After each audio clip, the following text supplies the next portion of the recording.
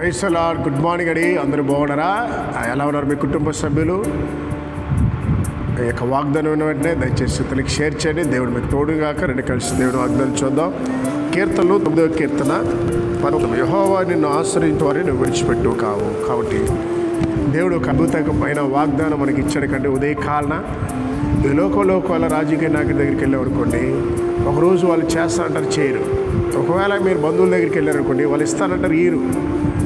ఒకవేళ మీరు స్నేహితులు ఉంటే స్నేహితుల దగ్గరికి వెళ్ళారనుకోండి, నేను ఉన్నానంటారు, కానీ నీకు అవసరం ఉన్నప్పుడు వారు కనుమరుగైపోతారు. కానీ నేను ఆరాధిస్తున్నా యేసయ్య, నేను ప్రకటిస్తున్న ఈ దేవుడు, నువ్వు ఎప్పుడు ప్రార్థన చేశాను, ఎప్పుడు ఆయన చెప్పులు చేప తప్పక ఆయన విడిచిపెట్టాను.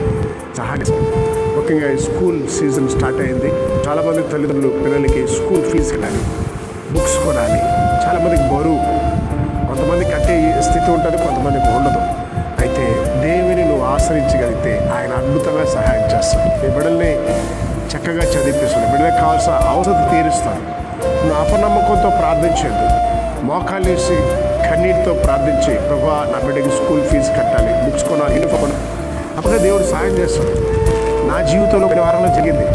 అక్కడు చదువుతున్నాడు, 10th క్లాస్లో ఫీజు కట్టాలి. వాళ్ళు 10th క్లాస్లో ఫీజు కట్టలేదనుకోండి, ప్రతిసారికి క్లాసులో నిలబెట్టి ఊరికి వాళ్ళని అడుగుతూ ఉంటారు, లేదా ఇంటికి పంపిస్తూ ఉంటారు. అవమానంగా ఉంటుంది, వాళ్ళు సేమ్గా ఫీల్ అవుతారు, సరిగా చదువుకోలేరు. కాబట్టి ఈసారికి నేను ప్రభా ఫీజు మొత్తం కట్టాలనైనా అనే ప్రార్థన చేశాను. దేవుడు అద్భుతంగా నాకు 30,000 సహాయం చేశాడు. వెంటనే తీసుకెళ్ళి కట్టేశాను. ఆశ్చర్యమైపోయింది. అంటే ఎందుకు చెప్తుంటే ఈ మాట, ఆయన ఆశ్రయించాలి, దేవుడిని అడగాలి.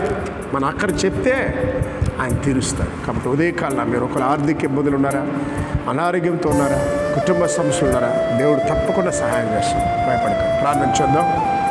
మహోన్నతుడా, పరిశుద్ధుడా, ఉదయకాలంలో వాగ్దానం బిడ్డల మీద నీ కృప దయచేయండి.